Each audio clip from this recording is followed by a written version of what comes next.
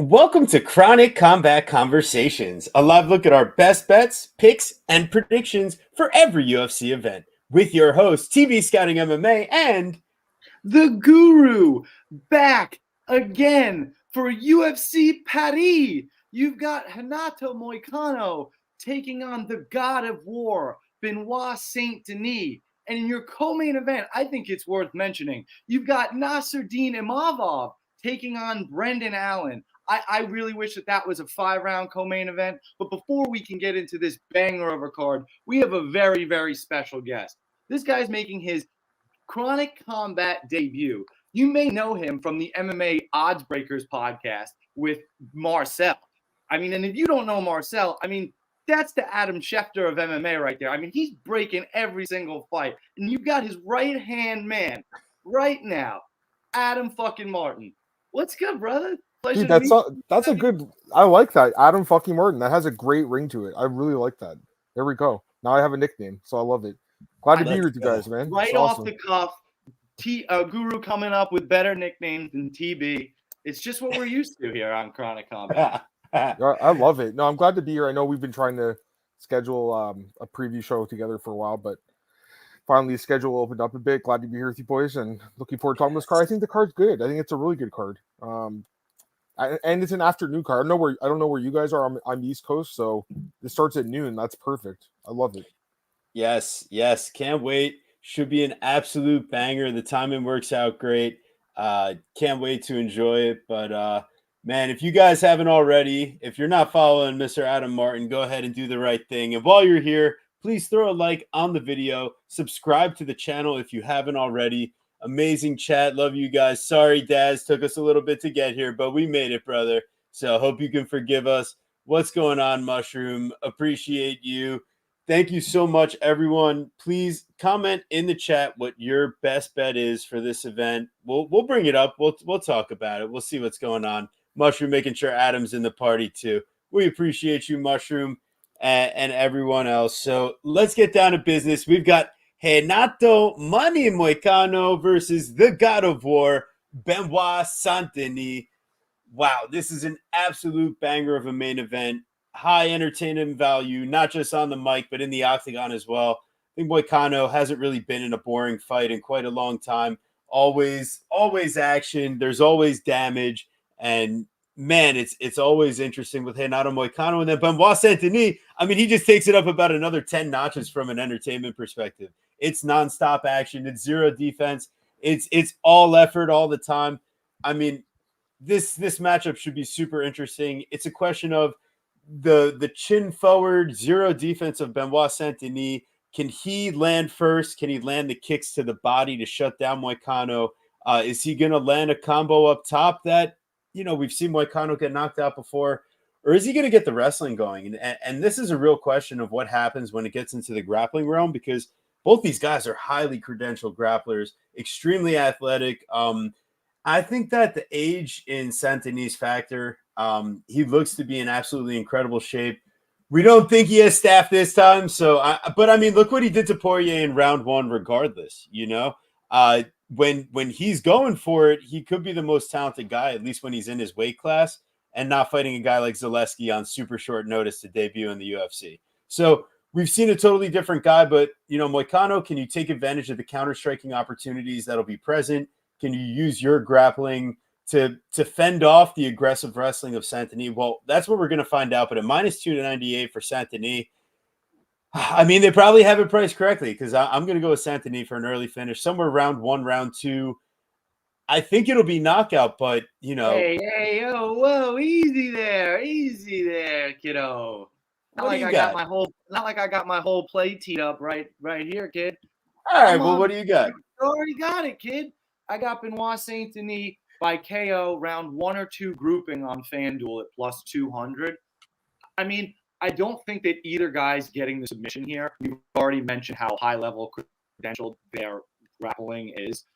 I think that, maybe Moicano's submissions are a little bit more dangerous, but Benoit himself is just more crazy and reckless on the ground and also kind of willing to go for ground and pound. I've also kind of been impressed with Renato Moicano's improvements in the striking. Not necessarily in his defense, but in his offense. I mean, you're watching him. I watched him absolutely crack Alexander Hernandez with a solid combination. And even versus Jalen Turner, he starts to hit him and, starts to get him to wilt. It's not just Jalen Turner's poor gas tank and heavy weight cut. It's some of the damage that he starts to put on him. But I just don't know that it's going to be enough to put down Benoit Saint Denis. When you see a guy like Poirier have to go through the fire to get that done. But it's so funny how we weren't on Poirier in that fight because it's going to be a war, and that's where Poirier constantly thrives. I'm just not sure that Money Moicano can pull out of this war with his chin still intact because, I mean, he gets hurt 30 seconds in, but from Jalen Turner to a teep kick to the body. You know who likes to throw those? Benoit Saint Denis. So, and then he gets rocked and dropped later in the first round, and Jalen Turner just wants to point at him or whatever because he's a silly little boy, and that's okay. But Benoit Saint Denis is not going to do that. He's going to follow you to the ground with an elbow. So, give me Benoit Saint Denis by KO rounds 1 or 2, grouping at +200 over on FanDuel. I just think the under 2.5 in general in this fight was that -195. Who wants to pay that? But I mean, if you have to parlay, you love parlays, I think that's safe. Adam, please take it away. Actually, I like that bet, to be honest with you. I to get +200 on that because I think that's his win condition, right? An early knockout. I'm taking Benoit Saint Denis too, of course. Guys, you know what? Listen, I love Moicano. I know you guys do too. I mean, one of the best personalities in the game and one of the best rear naked chokes. I still don't trust his chin. I still don't trust the durability. And realistically, if Jalen Turner didn't pull a stunt in the last fight, that would have been a first round knockout loss as well. So I can't trust him here against a guy that's going to be super aggressive, walking forward, throwing bombs, fighting in his hometown, basically. Coming off a loss, needs to get a win here. I'm with you guys. Benoit Saint Denis the pick. At first glance, it's basically -300. It's it seems high, but not really when you think about it. I don't want to completely discount Moicano. He has a chance to get a submission, especially if BSD gasses. But even that, Saint Denis great on the ground too. I just don't see it really being realistic. So yeah, I have the same pick as you guys. We have a consensus pick here on the main event. So I'll take BSD stoppage. I think first round 2, maybe second round. So I like that bet a lot, actually. A +200 for a first or second round knockout. That's good money, I think. Oh, Adam, weight of my heart, man. Let's go. Well, we'll see what happens. Somebody that didn't jinx it and he gets submitted in the first round. Yeah. Please, That's dude. I jinxed right? myself just fine. You don't have to add anything. Yeah. All right. So we're moving on here. Great idea. I love it as well. We're moving on. We got the sniper, Nasruddin Imavov versus Brendan All-In Allen. -218 on the Imavov side, +180 for Allen. I mean, this fight's interesting. Guru, what do you think here? I'm shocked that you're deferring to me on this first one here.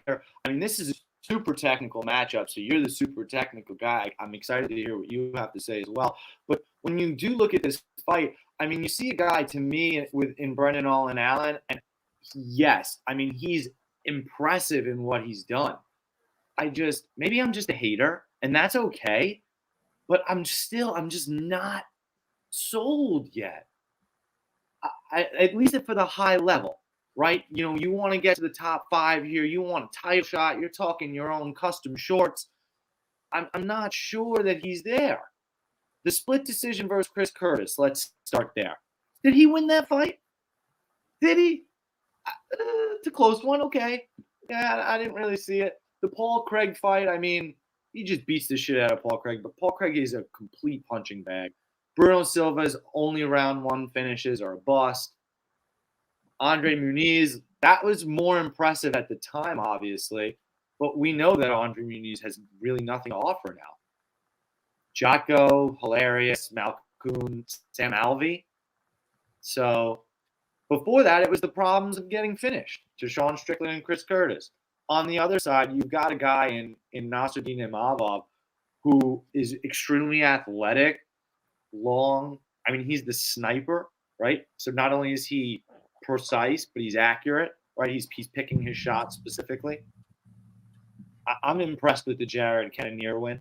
That's a main event spot. That's big potatoes, and he put him down in a tough fight. Jared's a dog, and obviously, you can say what you want about that stoppage, but I think he was starting to pull away with the fight.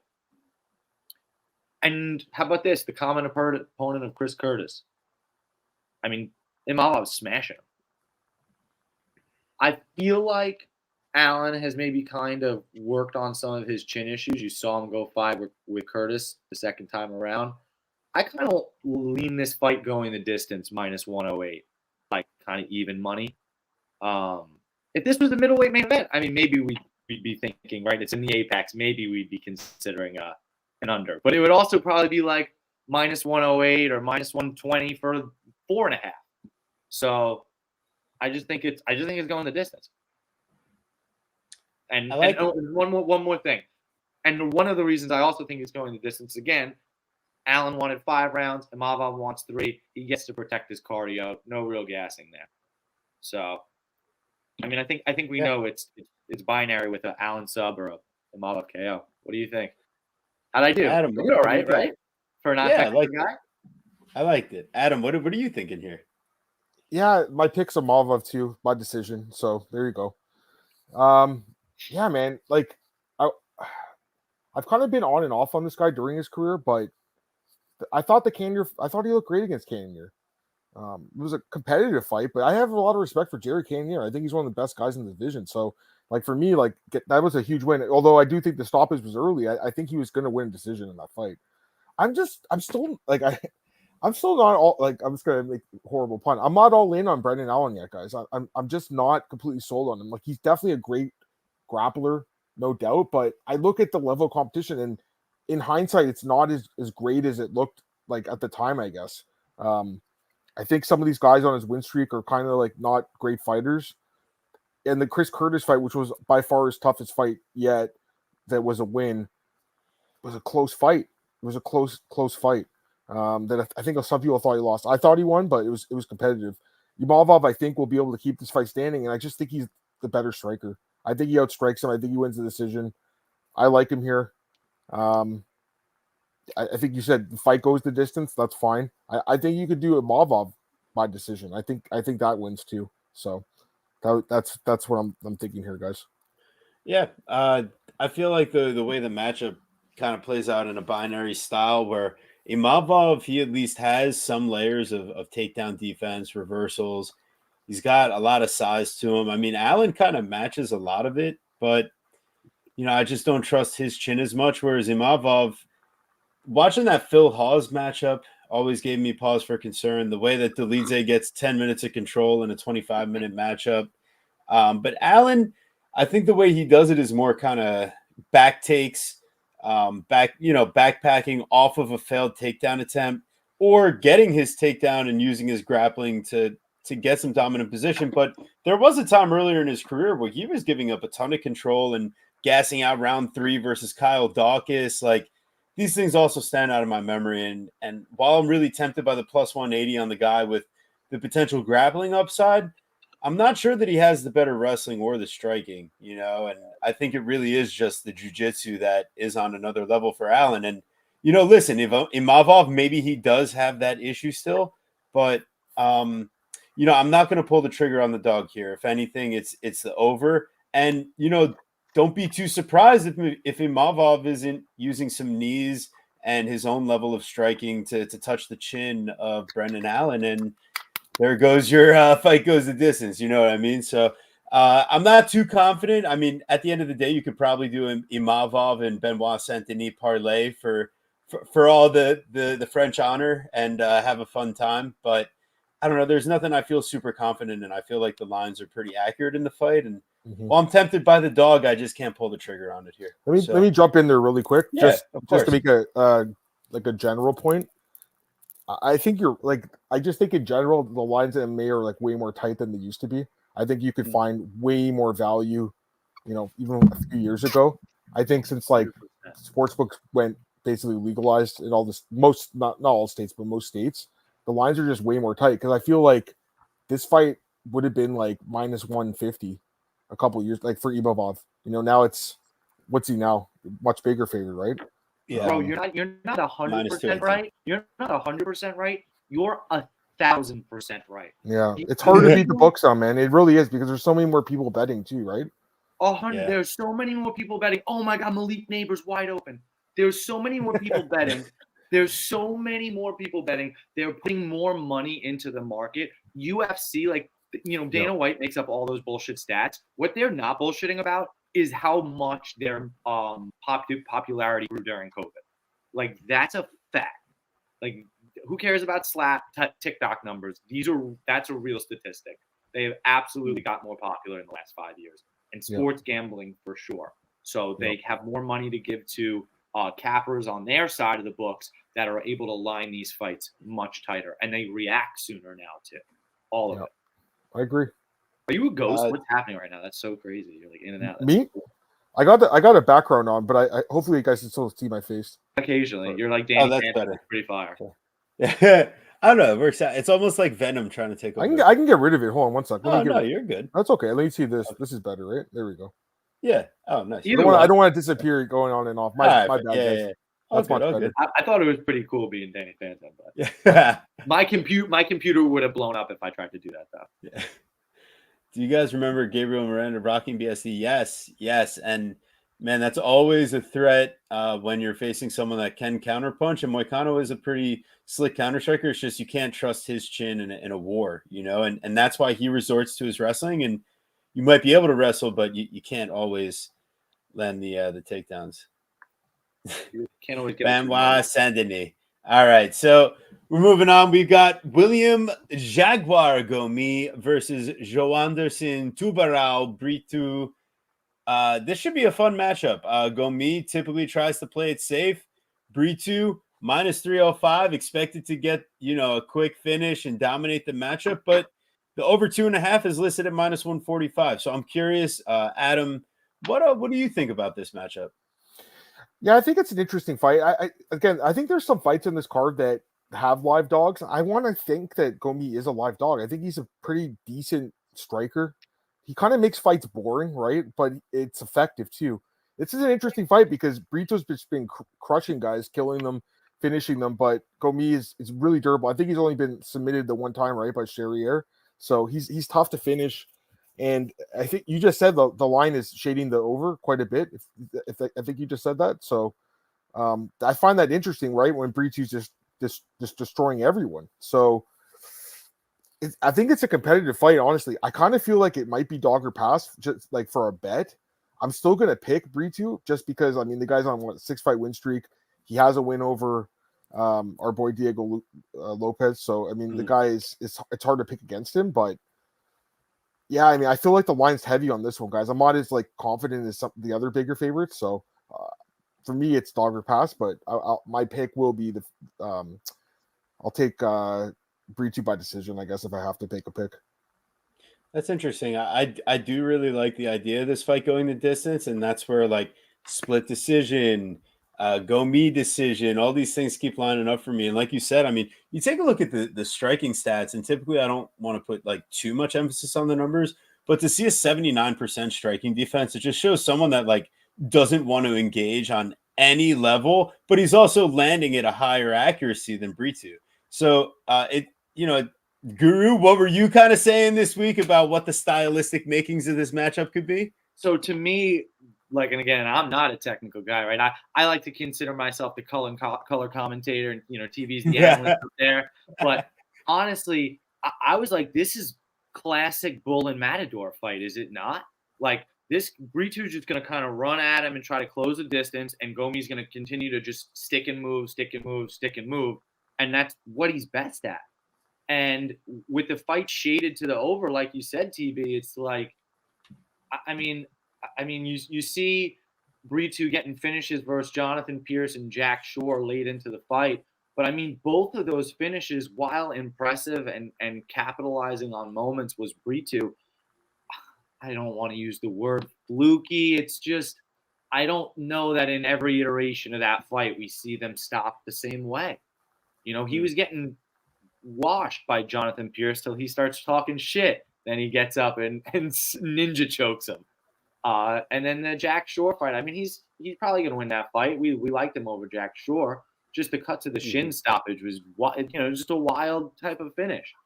Gomi's going to move around a lot. The problem is with the stats is like, I mean, who has this guy fought? I mean, his closest fight, his toughest fight is Jarno Aarons. Francis Marshall and Giannis Gamori, it's tough. It's a majority is split, and he finally finishes Gamori in round 3.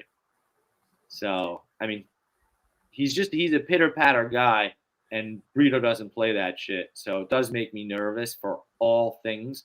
But I resoundingly come back to basically what you guys said. It's like dog or pass, and I kind of like the over. So, very scary. Yeah. I'm going to probably lay the Gomi side. I'm curious, like, also from a weigh-in perspective for him. He had a really tough one last time. He's one of those guys where I feel like it might be beneficial for him to miss weight. Like he's got some of these maneuvers in fight. Like, I don't know, he gets away with some stuff. And I will say the fight where he has the toughest time is when he's fighting in the Apex. The other 2 matchups he's fighting in a big octagon, right? He's fighting in France, I think, both the other times. So definitely made a big difference for him to be able to kind of stick and move and maintain the distance that he wants and not have to deal with the ramifications of a small cage and the forward pressure of his opponent. I think Marshall had a bit more of like dogged wrestling and cardio. And I don't know that Pretu has really proven the cardio aspect if he's trying to push a wrestling pace. Don't know how much success he's going to have in the striking, because while he has a similar reach, he's given up 4 inches of height. So that means he's not going to be able to land his calf kicks quite as easily, especially for a guy that's got such good defense overall. So I'm curious. I think if Gomi doesn't look like he's dying on the scales, I'd be happy to take a little dog shot here. I think that there could be some value, and the over is what I'd lean to. But then again, Britu finishing this fight and fast. Would anybody really be shocked when he's line minus 305? No, not necessarily. I just don't think that it's as likely as they're putting it out to be. So we move on. We've got Kevin Juicy versus the Butcher, Brian Battle. He definitely butchered all of his hair off from what he used to do earlier in his career. So definitely a big change up on that end of things. Juicy, well, he's from France, but then he's training at City Kickboxing. So, I know he's came back and, he's there, but at the end of the day, he had to come from a little place far, far away. So Brian Battle's minus 180. It's plus 150 on the Juicy side. I'm really curious. I feel like I'd lean towards Battle. I'd lean towards an over, but at minus 180, it doesn't scream that I need to be invested on the Battle side of things. And at over 2.5 minus 250. Well, so what, you're playing like Brian Battle by decision at plus 100 or worse when he's going to be the guy with probably more finishing equity in this fight. So yeah, I don't know. I really appreciate, we got Dan Tom in the chat. None of my homies like Gomi. Battle under 2.5. Hey, maybe it definitely could be. Dan Levy, yeah, if you're not listening to Dan Levy, you don't know what you're doing. Smash the like, people. Appreciate all of our homies and friends of the channel dropping in. Thanks so much. Dan, we'll have to catch you when you're live as well. But in this matchup, I'm gonna pick Battle, but I'm not gonna. It's a dog or pass from a betting perspective for me. So, Guru, are you smelling the dog in this matchup? I'm not trying to ever smell a dog. Do you ever smell a dog? I don't like that dog smell. I don't know what it is. Maybe I've just become too much of a. I love dogs, but after too much dog breath, I'm good. If you've listened to me on this pod before, I've said it once and I'll say it again. Brian Battle is an overperformer. Some people, when the lights shine bright, they just go out there and do their thing. I mean, he just does. From the head kick from Takashi Sato, getting the sub to win the tough championship. To me, he's a guy that has continued to show out and maybe perform better than he's athletically shows on tape. The Angelosa fight was kind of interesting, kind of boring, honestly. And then all of a sudden, it gets really interesting with all the extracurriculars outside of it. I'm very interested to see what this fight looks like because you've got a guy in Jusei that, I mean, seems to have like this like prototypical style that you kind of want to see from a fighter, but at the same time, he also seems to lack output and sometimes even damage. Like I'm not really sure what he's all about. He's fairly, he just kind of seems fairly green still. I don't know. I lean Battle here, despite Jusei being he's certainly not the favorite, but he's the hometown guy. I think if you want to play this fight, what you do is you kind of fade the narrative, and I think you go under. You go under 2.5. I feel like either guy is capable of getting finished. I wouldn't like. Would you be surprised if Battle took a body shot and then got choked out, Kiefer Crosby style? I mean, it wouldn't be the craziest thing in the world. And then again, Brian Battle, overperformer. He could do something nuts.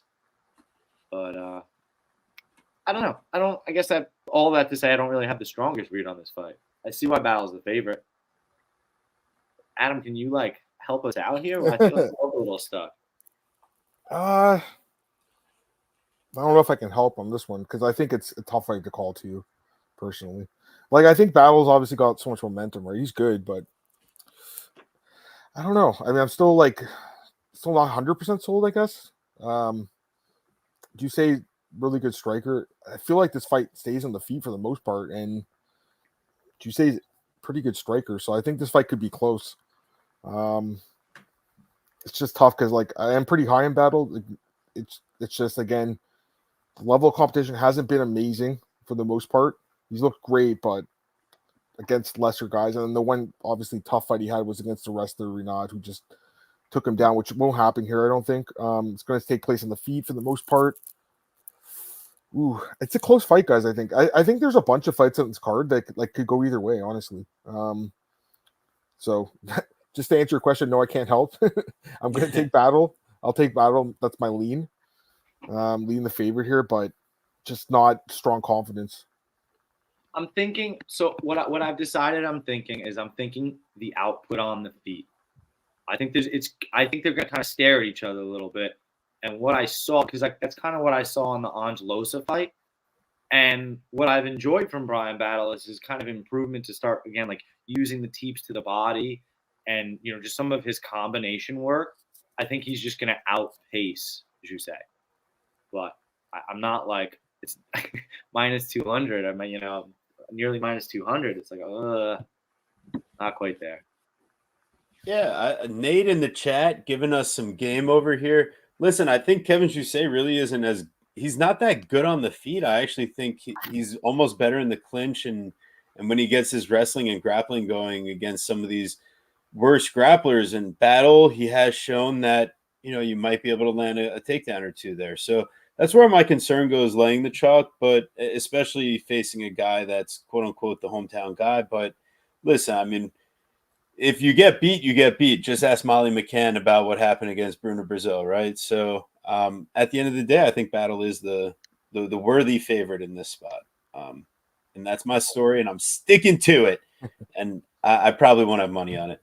So, and this one, minus 650. It's the last pirate, Morgan Charrier versus Gabriel Fly Miranda. Cue the Sugar Ray song. Right? I love that song. Yeah, I know. I got you. Not bad, right? And that's his own nickname. So I was just giving you some flavor for it. But minus 650 on the Charrier side, plus 470 for Miranda. Now, I would just like to start off by saying thank you, Gabriel Miranda, for what happened in the Shane Young fight. You will always be in my favor for pulling off the great underdog submission. But Charrier, if he's losing, it's by decision. At least, that for the most part, right? And it's going to be close split decision. It's absolutely sickening how many times this guy's actually lost by split decision. think it's like 7, 8 of them. Or no, he has 9 total decision losses, but he does have 1 sub on his record. And guess 5. what, Mister? 5. 5 split decisions. Thank you. But Mr. Miranda, it's round 1, 2 sub or bust. And the fact that Charrier does have 1 sub loss on his record, I don't care how long ago or whatever. And then you look and see that Miranda's coming in 2 inches, 3 inches taller, 2 inches reach advantage, and he's going to sell out for a sub attempt. And like that's his path to victory. So if you want Charrier in your most degenerate parlay you could ever ask for, and then you can also hunt on like round 2 knockout, round 3 knockout, or even just playing round 2, round 3, because there's an outside chance that Miranda just decides he's donezo, but he's only ever been knocked out or lost by decision. So could you not see Charrier just carrying this guy to decision if he doesn't knock him out?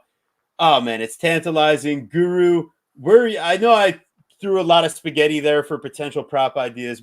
Where can you clean up some of that? I'm in the Italian market here, trying to get through the spaghetti, man. This is, I mean, you're kind of right though. I just feel like we're not. I still am not sure exactly what we're getting with Gabriel Miranda. He fights once a year every September. He loses to Benoit Saint Denis. Okay. Forgivable. He kicks the shit out of Shane Young in under a minute. Okay. Like, nice. Like he's huge. And he looked in incredible shape versus Shane Young.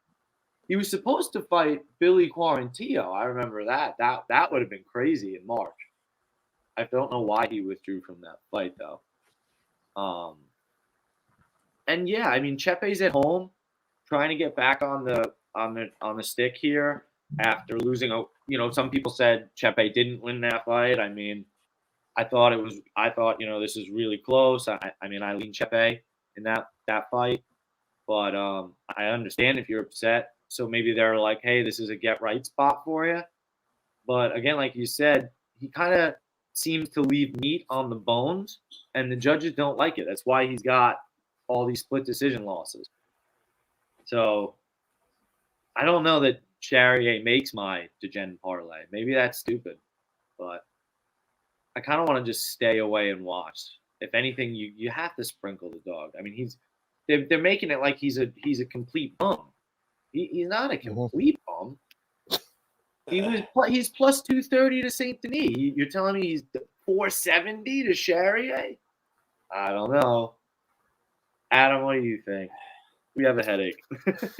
Well, I mean, yeah, no, I think you're right. Like, obviously, I'm picking Charrier. Everyone's going to pick the guy, right? Like, he's talented, but I think he's kind of overrated too. Like, his record, it's not very good. It's 19-10-1. It's not a very good record. Now, again, like you said, 5 are split or majority decisions, right? So fights are close. The level of competition is pretty good over the years, and I did think he won his last fight against Chepe. I thought he should have won that decision, but again, like, that's a lot of losses for this guy. It's not like he's some undefeated like Dagestani wrestler that you can trust with minus 650. There you go, my boy Tristan.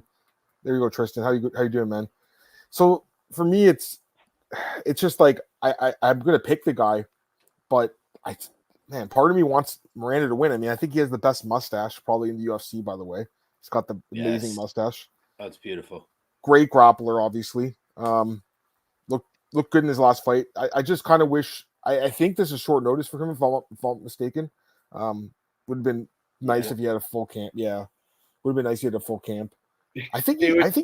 Go ahead. Sorry. Go ahead. No, I'm sorry. I cut you off, but it's hilarious. They were trying to spoon feed Charrier AJ Cunningham. That's what it was. Even belong in the UFC.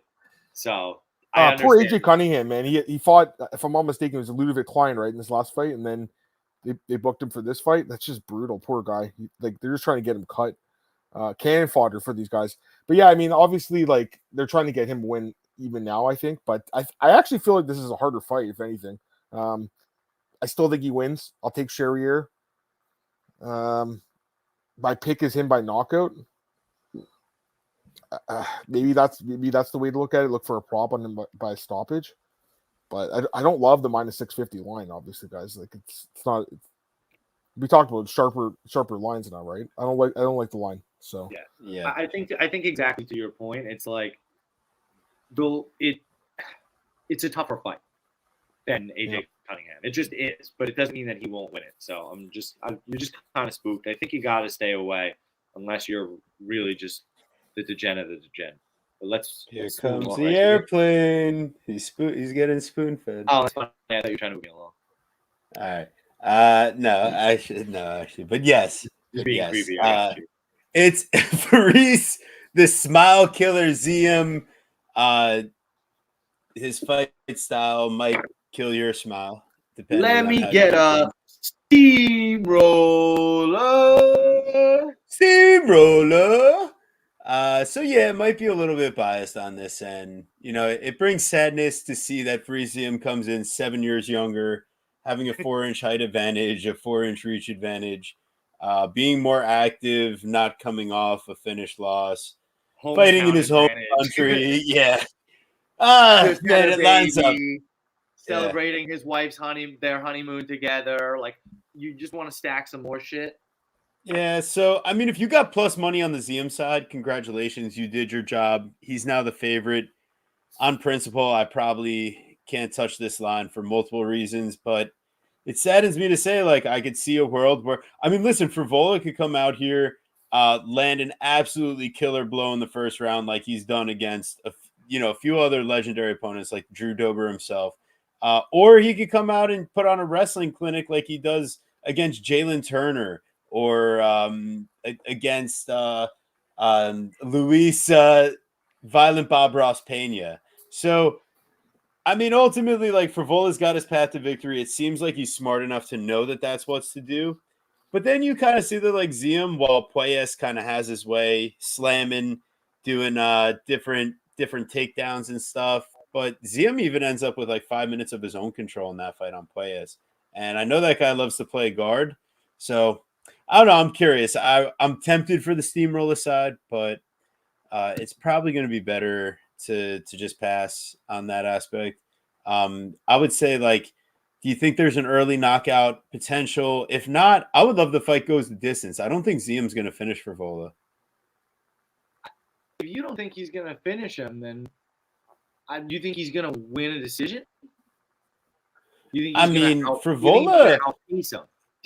I think the only problem is if Frivola's chin is like he just makes a mistake. Otherwise, right. He has power. He should have solid output. I mean, he's getting in there in the pocket with Drew fucking Dober. Like, it's not like let's just be honest about who Frivola is, right? He's got knocked out by 3 people in the UFC, okay? Terrence McKinney, who, you say what you want, unbelievable power for the weight class, okay? You've got Benoit Saint-Denis via head kick after he tried to wrestle. Again, dude's fucking insane.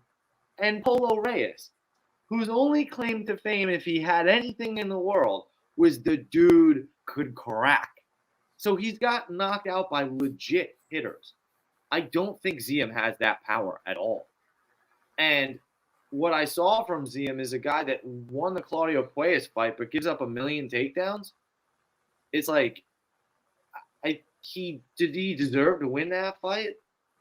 Like, I just feel like Frivola has more force, more cardio, and more damage. Like, he's just not holding on for subs, which I still think could be live. And maybe I am getting sucked in because I kind of prefer the Frivola man. But I'm trying to be fair here. I just, it'd have to be a decision. You just have to outpoint him. But it'd have to be Bull and Matador again. I don't know. Tell me something different, Adam. I actually feel the same because I prefer Frivola as a fighter personally. I like watching him a lot more. He's a lot more exciting. But at the same time, I kind of feel like Ziem wins the decision here, guys. That's where I'm leaning in this fight. I think he just makes it boring. I think he uses his reach, uses his length, keeps away from Frivola. I know Frivola's going to be walking forward, but I think he's going to be able to use that reach, jab him up a little bit. Maybe get a couple takedowns. Frivola, I know he's obviously wrestling himself, but his takedown defense is not amazing. Potentially get a takedown or two. Mix it up a bit.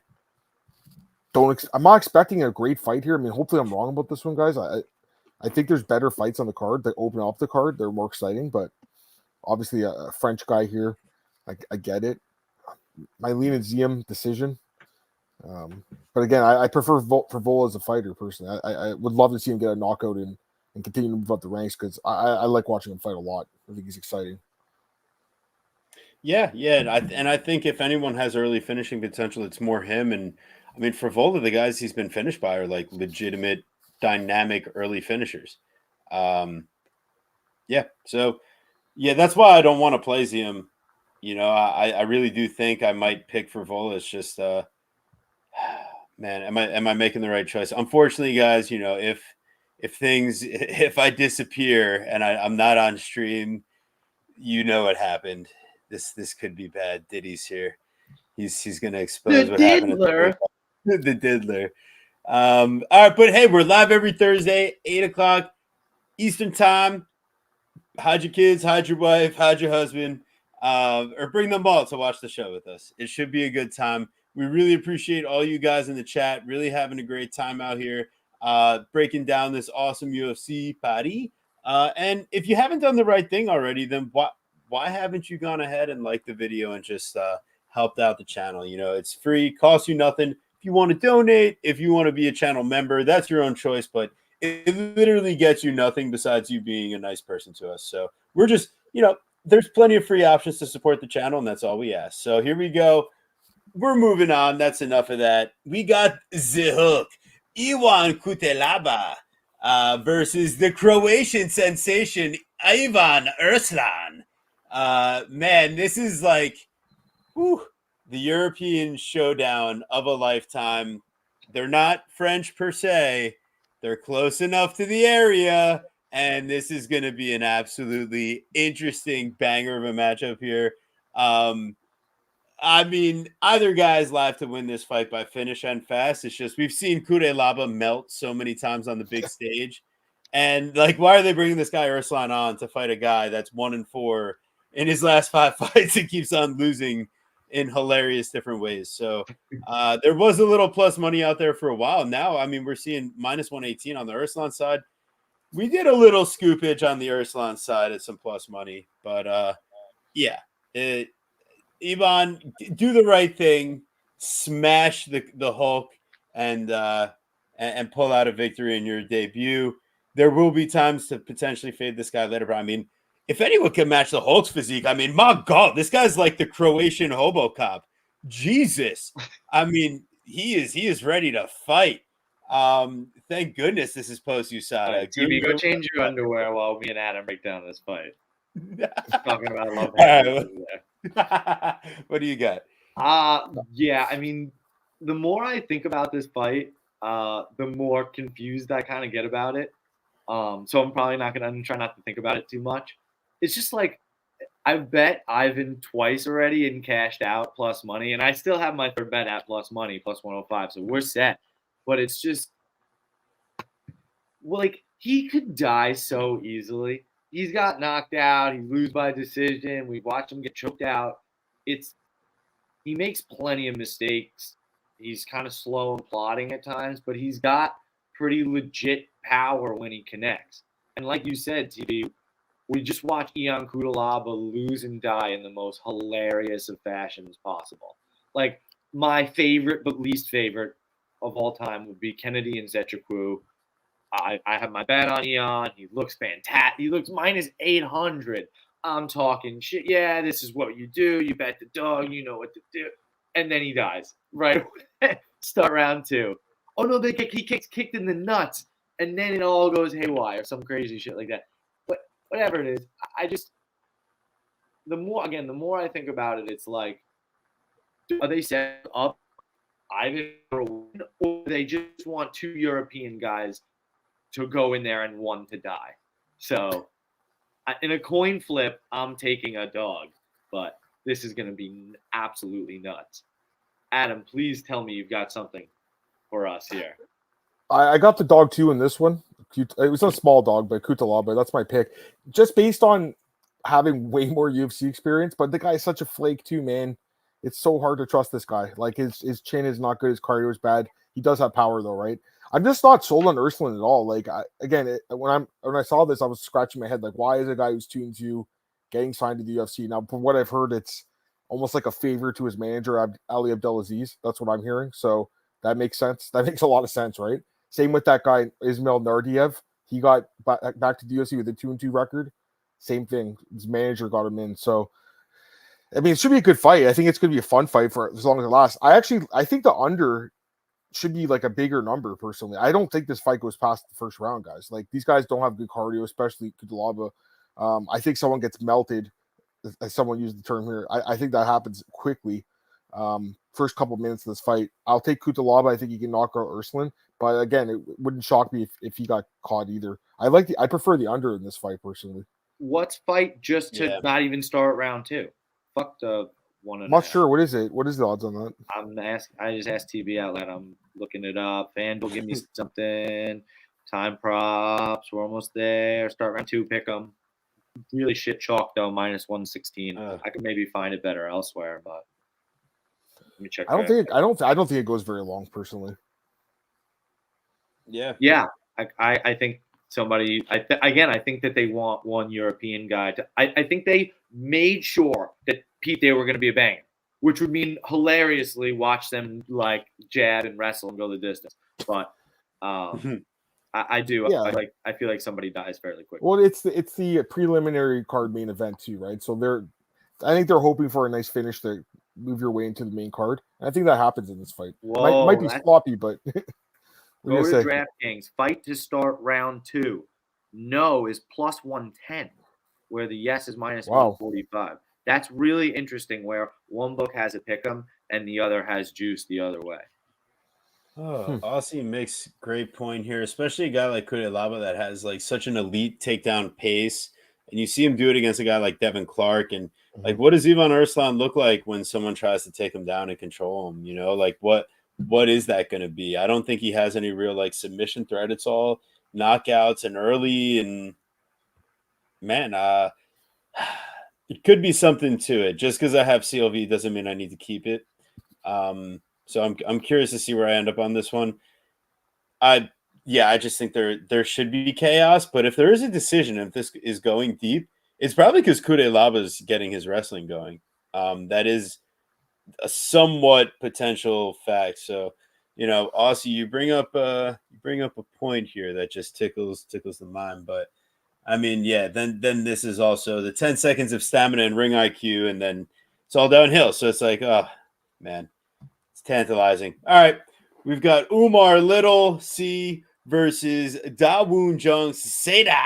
I have no idea what that is. I didn't look it up. But if you like The Wire, then you'll like my nickname for Umar today. For this fight, you know, this is one of those ones where it could be potentially sketchy if Umar is striking for an extended time. But yeah, I don't think Jung is really trustworthy to make anything happen. Last name in The Wire? Yeah, it's Omar. Oh. Yeah. Omar's coming. So, I mean, -575. Once again, this is kind of like the Charrier aspect where there's probably enough unknowns on the Umar C side that while he has beat some decent names that have some UFC experience on the regional, well, here he is in the UFC fighting in front of the home crowd. You know, everyone's going to be super excited. I'm curious, you know, can you cover the expectation? Because the expectations are going to come out here and find a submission at some point, you know, between the second and third round. And, you know, can Jung land the knockout blow before then? I don't expect it. But do we need to lay -575? Stay tuned. Guru, what are you thinking? I'm thinking that, like, how the fuck does that make any sense, though? The over 1.5 is juiced. He's a -600 favorite. He's got 10 wins, 6 round 1 finishes. And you're telling me that, I'm sorry, 7 round 1 finishes. And you're telling me that he's not finishing this guy in round 1? Why not just take the under? What about under? Under 1.5. Under could be interesting. That could be interesting. Why? Like, again, he's got 10 fights, 7 round 1 finishes. And it still covers it if he somehow shits the bed against Woon Jung, who's absolutely getting cut after he loses this fight. Like his contract's done. He's done. This is his unless he. I don't even know if he finishes this guy. If you see Woo Jung again. So yeah, give me Omar C round 1 and the under 1.5. I guess. Adam. I like it. Yeah, another big chalky favorite that I'm obviously going to pick here. I think you're right though. Like, the way to go here is probably one of the totals. I mean, Jung is pretty tough, right? It took like Alberg basically the entire fight to finish him. They actually if I'm not mistaken, they use replay review to go back 11 seconds to see that he was tapped out. Hilarious. That was so weird, awesome. right? I bet I had done something stupid with him by finish, and I got bailed out. It was my god, it was great. But I don't think I've ever seen that before. Like it was so weird, but I mean, it was the right decision. Obviously, he did 100%. Tap. Yeah, so good call on that. Nice bail out there. Yeah, I don't know. I mean, maybe you're onto something here. Like it is odd. Like usually these huge favorites are like the fight is shaded towards the under. Now it's the opposite in this fight, and you do have a guy that has all these finishes. Because like my thought on this fight is that this guy just destroys Jung, and like you guys said, send him packing from the UFC. So I didn't even consider that under was plus money. I think maybe that's the way to go here. And then like you said, if he gets caught like Kennedy did when they fought a few years ago, when he kind of just was sleepwalking and just got elbowed to death. I mean, you get covered there. Yeah, I guess the books just think that Jung is tough enough to survive. I'm not sure. I think C wins, and I think he wins by stoppage early. So that's the way I'd go in this one. Bro, it doesn't even make any sense. You're telling me this fight starts round 3. This dude's breathing heavy as shit. You got Dongwoo Jung coming out to come swang and bang with his career on the line here. Are you kidding me? You want that minus 600 ticket? You better get it early. Yeah. Oh man, and we've got another juicy favorite. Wait, stop. Before you say, I'm sorry. Just look at the pictures. Look at the physique. Like I said, a juicy favorite. Snap him in half. Wink, wink. Yeah. Lost his teeth with him. Mr. Highlight, Ludwig Klein versus the Predator. Or will he be predatored in this matchup by the Highlight? Roosevelt Roberts. What are you doing back here? You know, this is one of those guys that fought on the latest it's not Tough season. predatored, it's prey. Will he get preyed upon? I like predatored in this. I bet you do like predator. Oh no! What is it? Chris Hansen or Scott Hansen? I can't keep track of. It's Chris Hansen. Scott Hansen's the red zone guy. You piece of shit. Nobody talks shit about Scott. Well, they both tell you, why don't you take a seat? One's to watch football and one's, That was good. I like that. Not bad, right? Okay. So anyways, yeah, that's probably more analysis that I'll have on this matchup. Like Ludwig Klein, he could probably get this done on the feet by knockout. He could probably get this done on the mat by decision. I wouldn't be surprised if he just kind of smothers him and can't quite get Roberts out of there. But man, I mean, Roberts is probably just back in the UFC because it's like, we'll just give him one more run. We didn't build him up properly, and then they feed him to Ludwig Klein in Europe. Like, he took a short notice opportunity to get his way back to the UFC. And then this is just he's like, well, I'll keep taking the tough fights. Like, I really don't love it for him here. Ways he could win, I don't know, pick up like a nasty front choke if Ludwig Klein is like not diligent in the way he's shooting. He could land some crazy bonk, but I mean, Klein is a really good fighter, and he fought a way better guy in Baja Mundez who had like almost a bigger reach advantage. And that fight get 1-1 going into 3. And then he goes to the takedown game and just shows that he has that extra layer to dig back into. And, the Cunningham fight, like, that's a punching bag. So I think, like, Roberts is somewhere in the middle, but not quite good enough to really be stopping Klein here. So, yeah, Klein probably inside the distance, but, like, what kind of value are we getting on that? Seriously. Larry, appreciate you. If you guys haven't, make sure you throw a like. Make sure you subscribe to the channel. Guru, anything different for you on this fight, or? No, not particularly. Not a fight that you can really get invested in based on these props. I mean, maybe you take a stab at Ludwig Klein by sub. But like, yeah, I kind of like this. I mean, he hasn't something right since he's been to the UFC. Like that's the whole big thing. But he's got all these sub wins. So he's like plus 500 on DraftKings, which means he'll be like plus 600 on FanDuel. So that could be kind of interesting, right? But otherwise, not really something I want to use. Like I feel better about Ludwig Klein in my degenerate parlay than Charrier if it means anything to anybody. But yeah, plus 550 on the sub. I'll take a little grandma's couch cushion on that and call it a day. Nice. Adam, anything different on this fight for you? I mean, how do you not pick Klein, right? Like you guys say, he is a great fighter though. I think he's awesome. I've liked him for a while. I remember a few years ago he did have those back-to-back losses, right? Like I thought he beat Mike Trajano. He ended up losing that decision, and then he had that crazy loss to Nate Land, which at the time was like, wow, how did this guy lose the fight, right? And then pretty much everyone wrote him off, and then he's come back and I remember he had that fight with Nathan Jones. He was a massive underdog there and looked great, and in the last couple of years is just I think he's looked phenomenal for the most part. Well-rounded, great striking, really good wrestling too. Like everything's good about this guy. So for me, I mean, this is an easy pick, obviously, and I think you have to go with the under in this fight. I think that's the way to go. I think he finishes him. I'm leaning a knockout personally, but I think the submission's live too. So just under a climb by inside the distance. I think that's the way to go here. I think he wins pretty easily. Nice. All right.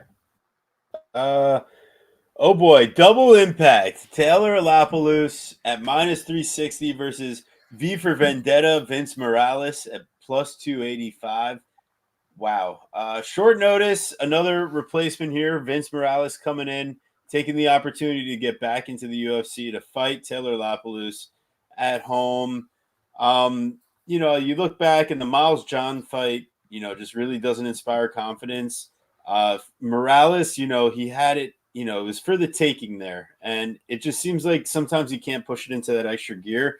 And this isn't like the regional guy you can just pull off a crazy sub on, because in that case, like Fareed Basharat would have went and done that versus one Taylor Lapalus, right? I think Lapalus' initial takedown defense when he's fresh, when it's early, is like as top-notch as it gets. When he slows down, when you pressure him, yeah, it can look like the Kalen Loughran taking that guy on a changed opponent on a week's notice, things can get a little sketchy. Same thing here. You're taking Vince Morales, short notice, blah, blah, blah, but I think he kind of has him covered.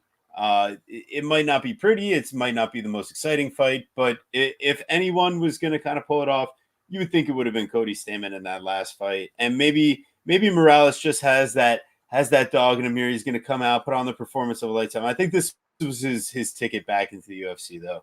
I think Lapalus should be the easy pick here, and it's probably by decision. You could probably bet unanimous decision. You could probably just hammer it home, because I think that's what happens. And Lapalus, even though minus 360, blah, blah, blah, well, I've seen some much worse options at like minus 600 on this card. This guy at least has like a really proven track record over 15 minutes. I end up coming away agreeing exactly the same. I'm very happy for Vince Morales. 5 wins in a row after losing 2 in a row in the UFC and getting not re-signed, essentially. The capital of which the cherry on top of round 3, Peruvian necktie versus former UFC fighter Hunter Azure in a main event fight just a month ago. So very short notice for Vince Morales. I watched that fight with Hunter Azure, and I was like really, wanting to bet Morales here as a dog. Like I was very interested to see if he's made improvements. He's still kind of the same guy, kind of marches forward, uses a little bit of his boxing. Just doesn't do damage. It was the same problem with him in the UFC. He just doesn't really do much damage at all. And I can't get behind him here. Not against Taylor Lapalus at home. Another guy that's just going to stick and move and be annoying. So give me Taylor by decision, like you said. Adam, any dissent? Any agreement?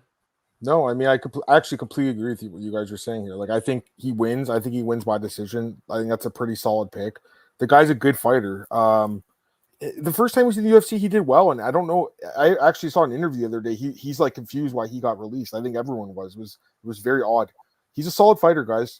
Good grappling, and pretty good striking too. I'll give Vince Morales a lot of credit, man. It is so hard to get back to the UFC when you've been cut. Like, they put you on the shit list and they let you go. And he won 5 straight fights on the regional circuit. Looked good. I mean, he finished all those fights, I think. So he's looked great. A lot of respect for the guy to get back here. But I think the odds are justified in this spot. I'm completely with you guys. Like, I prefer Lapilus here at these odds than some of the bigger favorites at like -600, 700. So I like Lapilus. I like Double Impact. Great nickname, by the way. I think he wins the decision. The over is juice too, but that's the way it goes here, guys. So completely with you guys. Completely agree. I love it. I love it. The consensus pick, Double Impact. All right, we're moving on. We got the Iron Lady, Daria Zelezniakova from Russia with Love, versus Eileen Fiona Perez. She will twerk that. Soldier Boy, crank that. I don't know, whatever it is. She's going to do it in the octagon after she wins a 29-28 where she gasses out in the third round, and you're going to enjoy it. What was she doing there with Marab after the last fight? That's like her pre-fight preparations coming in here. I don't know, maybe a little bit of the machine rubbed off on Fiona here. Does she have that 3-round cardio now? If not, I mean, Daria comes in, she's having like a few inch height advantage, 4 inches, a few inch reach advantage. Could get interesting here. If Perez is not landing the takedowns, I do not rate her striking typically. And it's really just her physicality and aggression that have gotten her, to this point. And then when it slows down, when she can't just push the pace and roughhouse and get her way, that's when it can get really, really sketchy. Just look at that round 3 versus Lucy Pudilova. Look at, even I don't know, maybe Jocelyn, she did a little better job, but I don't know. Jocelyn is just, I don't. That's a tough one. I don't listen. I was thinking dog shot, but maybe I need to do some more tape, and that's okay. I'm okay admitting that. Like, I remember that Melissa Mullins loss from doing the tape the last time for the Rendon fight. That was so bad. I mean, that was really bad. Like, she just got on top of her and she couldn't get up. It was bad. Yeah, but I mean, we've seen Perez have zero finishing, what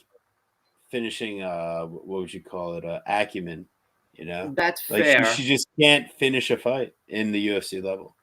Yeah, you're probably right about that. I mean, the one she'd probably finish would be Ashley Evans Smith. Pudilova is decently tough, and so is Edwards. Yeah, but I mean, come on. If you're a real submission grappler, she has mount multiple of these opponents and is just like unable to posture up, unable to do anything of like real damage, or it's just that she has the majority of control and they're so bad. So the question is like, is Daria that bad? She might be that bad, She's not, but I'm willing to try to right. find out here with the size advantage and the striking advantage. Like, she does have an advantage somewhere in this fight. It's not like she's coming in with like a hope and a dream. Like, it does start each round on the feed, and while we could end up with 15 minutes of control, and you could end up potentially taking Eileen in a dumb parlay or Eileen by decision, like, that's not where my life wants to take me. So I did a little bit on Daria, and we'll see where life goes. But Adam, what? Oh, you convinced me. I definitely want to hear from Adam. You convinced me again, because I was a little concerned. Adam, what do you think? So you took the dog, eh? Yeah. I mean, I don't blame you guys. I think this is a dog that definitely could win. I don't think Perez is that great. And I talked about this on my own podcast, but one thing I always like think about when they do book these fights is like, why book this matchup? Like, this girl was calling for Kayla Harrison, right? She's calling for a top 5 opponent, didn't get it. They gave her a completely unranked opponent. So to me, that shows that the UFC matchmakers are not super high on her. And I kind of feel like she's not as good as her record's indicating here, guys. Like, that Ashley Evans Smith fight, obviously 10 takedowns. I think that's a record. It was impressive, but again, no finish, right? Over a really overmatched opponent. She's definitely got good wrestling, but I don't even know if it works in this fight. Like, I do think this is a dog or pass. I do think so at these odds too. I obviously Zelezniakova, kind of unknown still a little bit. Her debut, like, an okay win, I think, like against a girl that was trying to just take her down, right? So kind of a similar fight in some ways. Obviously, Perez a little bit more experienced in the UFC, but yeah, Daria's got some advantages here, like bigger fighter, longer fighter, younger fighter. So there's some advantages here from the biometrics. Um, my lean was Perez by decision because I feel like that's what happens, but honestly, like you guys almost like swayed me the other way, and I was kind of feeling that too, even coming in. So I think it's I think I'll just say this: I think it's dog or pass. I think there's way worse bets you can make than taking a dog shot in this girl at plus 200. And we do know women's MMA fights, there are a lot of upsets. So I think that's the way to go here, guys. If you want to make a bet, it's dog or pass. Yeah, and you have to ask yourself, like, what's the downside of the bet? Well, the downside is that Eileen Perez gets top control and wrestles, and well, yeah, of course you could have seen that coming. Like, is that something you can live with? Like, can you sit there for the 15 minutes with your plus 200 and live with the idea that you could have seen it coming? Well, that's where you have to worry about scaling and what kind of risk you want to take. But I think it's worth the shot given some of the advantages she might bring to the table. Yep. Damn, Daniel Barez versus El Magnifico Victor Altamirano. Minus 130 on the Altamirano side, plus 110 for Daniel Barez. I think the way more technical striker and better scrambler and grappler is Barez. He's given up a little bit of height. He is the older guy. He's given up a bit of reach. So the question here, like Altamirano, he's had success where he's fought some guys that have zero takedown defense, and he can mix in the control time, or he can pull out the gas tank and the loopy, crazy spinning, crazy combinations. But at the end of the day, I just think he's going to be facing a way more technical fighter that's willing to work the body in combination, can strike off the front foot or back foot, can grapple, can scramble. And like on the Barra side coming back, he's not facing a grappler in the likes of Jafel Filio with his super advanced black belt this time.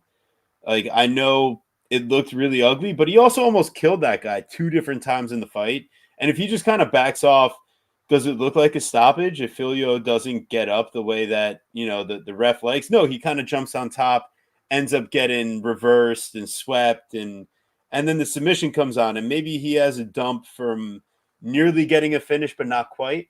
There's a lot of aspects that could have played to the downfall of Daniel in his last fight. But I think at the price here, it's very much worth it because I think he could be a way more technical and better fighter than Felipe Dos Santos, in my mind. But I don't know. I'll take a small dog shot here. I think a plus 110 on Barres. What do you got, Guru? This fight gives me agita. Altamirano looked terrible versus Tim Elliott, right? And then he fights Felipe Dos Santos in a fight that I thought he won. Lands more strikes and gets the takedowns. And then you look at a guy in Barres who makes his UFC debut, doesn't have to fight Dana White Contender Series, gets the actual call for whatever reason, has to fight Filho, because he did fight on Dana White Contender Series in 2021 against Carlos Hernandez in a close split decision. I do remember that now. But so he's fighting Filho 3 years later or 2 years later, and now he gets, like you said, he has him hurt, and he just has nothing on the ground off his back. Like that was really poor. Poor. I don't know whether it was cardio or heart or really just submission defense. Like I just was a really poor look.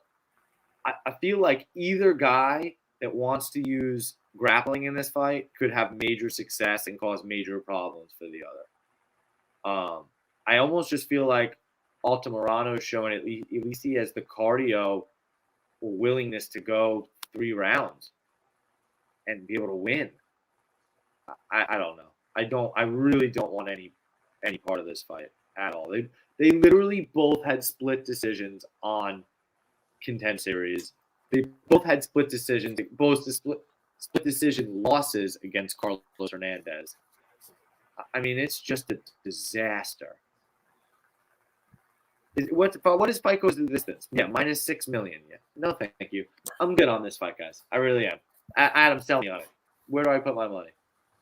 Well, I liked Altamaro earlier this week as a dog. Now he's the favorite, so I don't like it as much. But yeah, I think that I'm gonna pick him to win the fight. I don't really trust. I don't trust either guy, to be honest with you. But I don't trust Barras a little bit more. Just like you said, he's a little bit older. Got that nasty finish against him in the last fight. Like it was a fun fight. Don't get me wrong, but it wasn't a great look. And again, like yeah, he has a lot of finishes, but against kind of like lower opposition, I think, and also like again, like Altamaro is very durable. I think he's got one stoppage loss against him. He's tough as hell. These Mexican guys are really tough, as you guys know. Very hard to finish. He's a guy that's going the distance almost all his fights. I thought he should have won his last fight too, against an okay fighter in Felipe Santos. Not amazing, but an okay fighter. So to me, like more UFC experience, and he has some other advantages too, like height, reach, youth. Not well, he's not super young, but he's younger fighter this fight. Yeah, I'm definitely going to go with Victor. I think he wins the decision here, but again, you know, it's an interesting fight just because Barras is, you know, potent in that first round. So I liked Altamaro a lot more though earlier in the week as a dog, but the line flipped and I can understand it. I completely understand it. Yeah, fair enough. I haven't touched it yet. Maybe it's best to pass altogether. Guru, is that a Bills or a Giants jersey? You give me the answer. Disrespect on that is crazy. I'm literally wearing the goat Eli Manning, so y'all gotta chill. No, I appreciate you, Justin. I would get a Bills jersey. I would wear an OJ Simpson jersey. That would be fire. That's interesting. Yeah, that would be a very cool vibe. You're gonna get a white Bronco also. All right, we've got Nora. Let's play some cornhole versus Jacqueline. Did you get the Gabagol, Cavalcanti? Those nicknames wouldn't have fit, so it just wasn't worth it. We got plus 170 on the Cornole side, minus 205 on the Cavalcanti side. Over 2.5 at minus 410. Pick your poison here. It's probably Jacqueline by decision, split decision at that. But I think, but this is a rematch from the regional scene. Cavalcanti's been there, done that. Guru, what are you playing in this one? Absolutely nothing, because playing some cornhole. I would rather play cornhole than watch this fight. It's going the distance, so feel free to add fight goes the distance to your parlays. I don't want any part of it at all. It's short notice for Cavalcanti too. I'm good. She looks in great shape though. Yeah, she is generally in good shape, but I'm good. I'm so good. What do you think, Adam? Cavalcanti by decision, but cornhole has done nothing but steal wins and outperform, and I mean, she beat the shit out of Melissa Mullins. That was hilarious. Yeah. I mean, that girl looked like she had never seen a right hand before in her life. So I got that pick wrong in the last fight where she looked amazing. That was a great performance. Nasty finish. She missed weight. She would have won a bonus if she didn't miss weight. So she kind of played herself there, guys. I think she's an okay fighter. Like I think she's decent, but they have fought before. Obviously, it's worth noting. And Jacqueline, they won, and she's the younger fighter here. You'd have to imagine she's the one making more improvements in her fights. She has more UFC, or actually, wait, they have the same amount of experience? Yeah, I guess it's 2 fights each. Never mind. Scratch that. But yeah, in general, I think that she'll be the fighter making more improvements. She's the younger fighter. She's got a little bit of length and reach in this fight too. I just think she just outstrikes Cornell and wins the decision. Like I feel like that's the kind of clear way this fight goes. So yeah, minus 410. We talked about it earlier. Like I remember a few years ago, guys, like over 2.5s in women's fights were like minus 200. Now it's always minus 400 now. Like you have to pay a premium. I'd rather bet on Cavalcanti at minus 200, minus 205 than the over, just because I do think she wins and it's half the price. But yeah, like again, it should be somewhat competitive. It is in Paris. I still think Cavalcanti wins the decision though. That's my pick. All righty. Moving on. Oh boy, this is the opener, the current jerker to it all. We've got the Zulu Warrior Bolagioki versus Chris the Problem Duncan, minus 180 on the Oki side, plus 150 Duncan.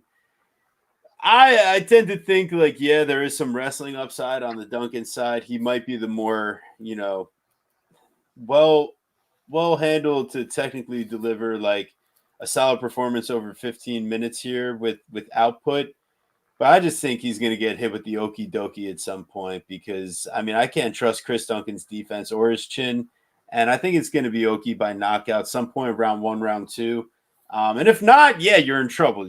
That's probably why I don't want to play minus 180. But I think there's some sprinklage on the prop action that could be had there. So, Oki, just do the thing here. I mean, this should be a setup spot for you realistically. And just like, I don't know, Chris Duncan looks so weathered for 31 years old. What has this man seen? Guru, what do you got here?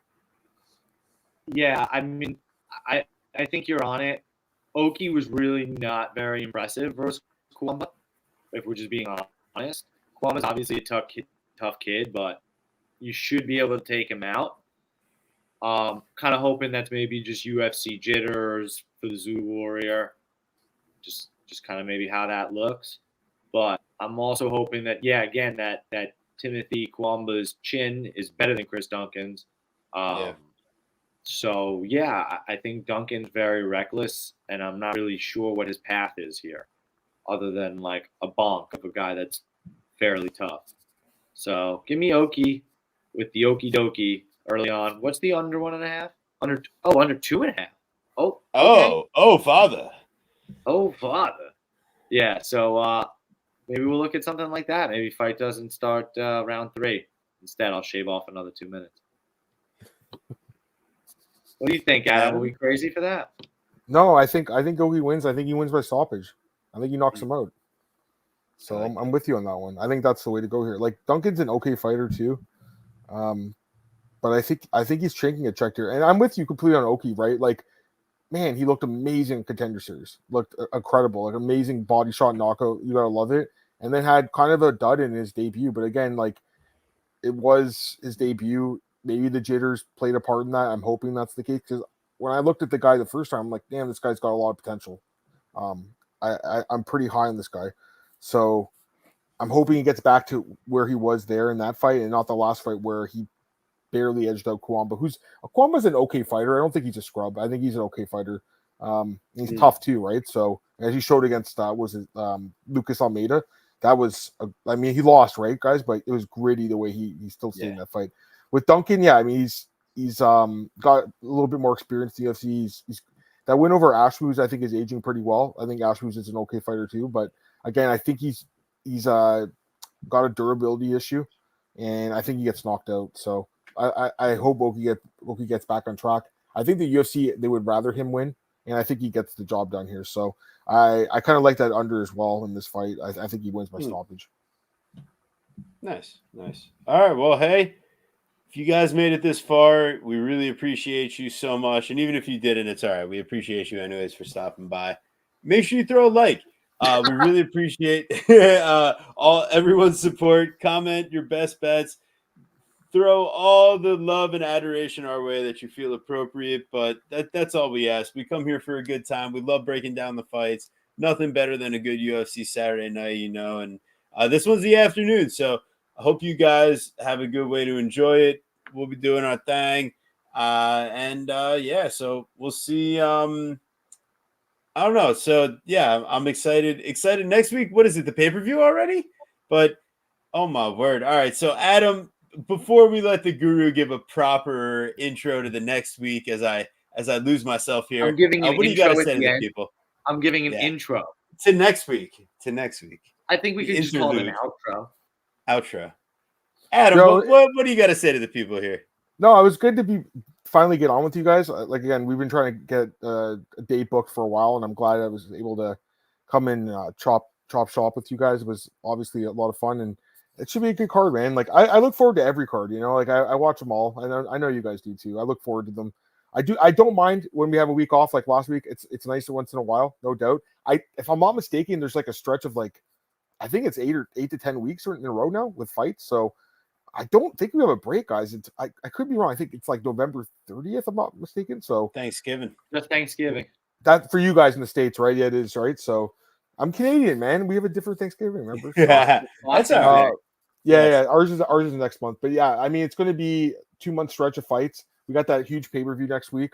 We have 2 pay-per-views next month, which is crazy. So it's a huge stretch of fights. And yeah, I mean, I just love MMA. I love the sport, man. And, you know, that's why I've been in the game so long, because I just love the sport. You know, like, you know, guys, I've been doing this for a while, and like, there's been so many people that have come and gone from MMA, just podcasting, journalism, everything. And I know you guys are the same as me. Like, you just love it, and you know, that'll keep you going far in this. So I appreciate you guys having me on, man. It was good to be on. Thank you, guys. Oh, yeah, I really thanks, man. listen. I really appreciate that. We loved having you on. You know, really enjoy what you do.